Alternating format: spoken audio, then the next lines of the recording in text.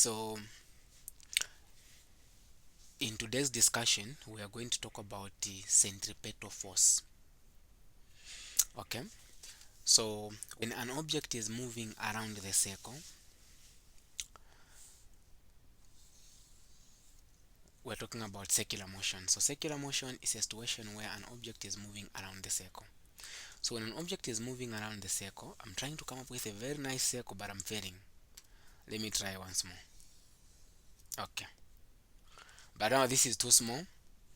I now try to draw a bigger one. Now the bigger one is now okay, like that one. So whenever an object is moving around the circle, there is a force that is directed toward the center, and that force is what we call centripetal force. Okay, so where there is a force, there is acceleration. So then in this case, when an object is moving around the circle, there is acceleration that is also directed toward the center, and that acceleration we call it centripetal acceleration. Okay, so centripetal acceleration is given by the velocity squared divided by the radius. Okay, so then what happens now is that the force is equal to mass times acceleration. So what is centripetal force then? Centripetal force is equal to the mass times the centripetal acceleration. But then I can replace centripetal acceleration with v squared divided by r. Perhaps you have seen this formula for centripetal force to be m v squared divided by r. So then this is where it is coming from. Okay, so I want you to understand that centripetal acceleration is given by v squared divided by r. Then centripetal force is given by mv squared divided by r. After knowing this, now let's assume to say a car is moving around the circle. Okay, so the force that is going to make the car to be moving around the circle, let's just talk about the roundabout. Car is moving on roundabout. So what happens that this is the roundabout. So here is the car.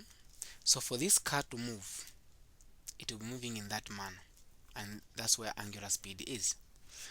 It's because of friction force. If there is no friction at all, the car cannot move around the circle.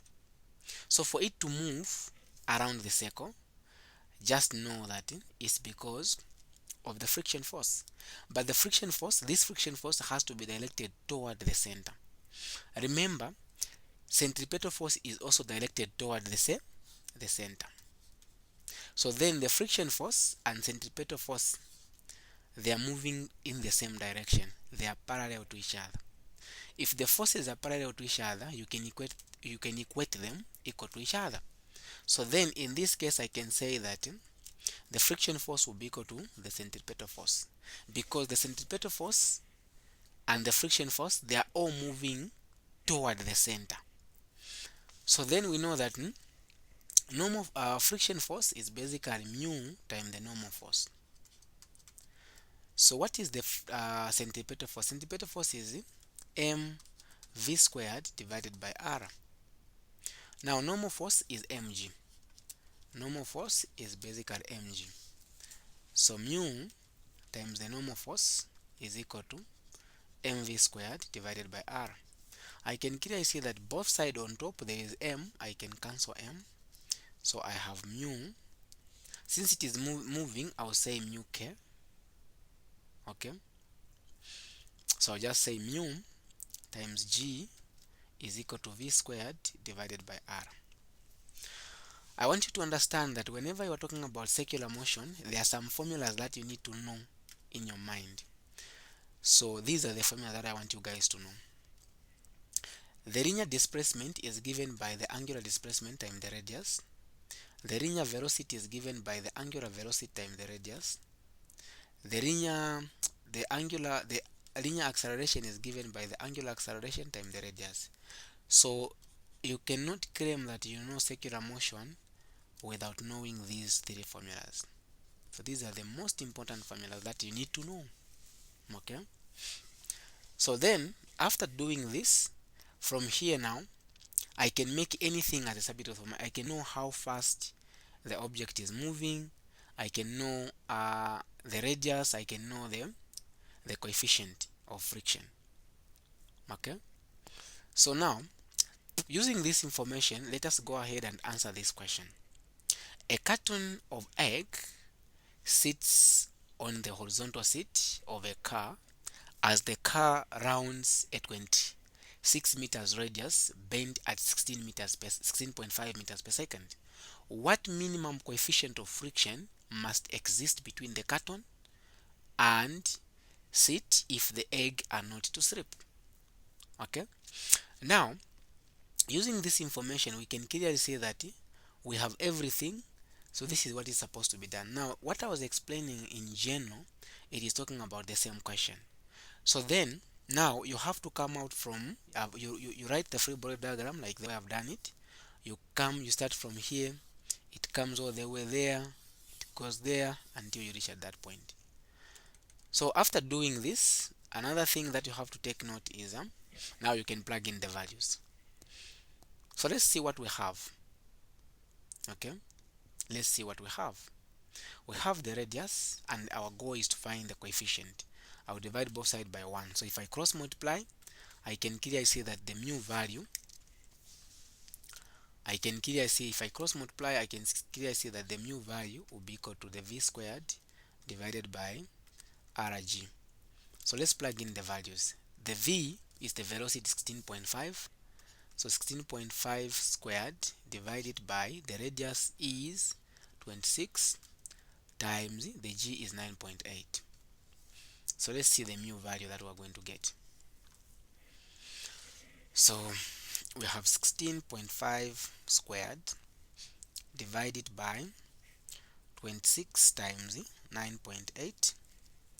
So the answer that I'm getting is 1.068.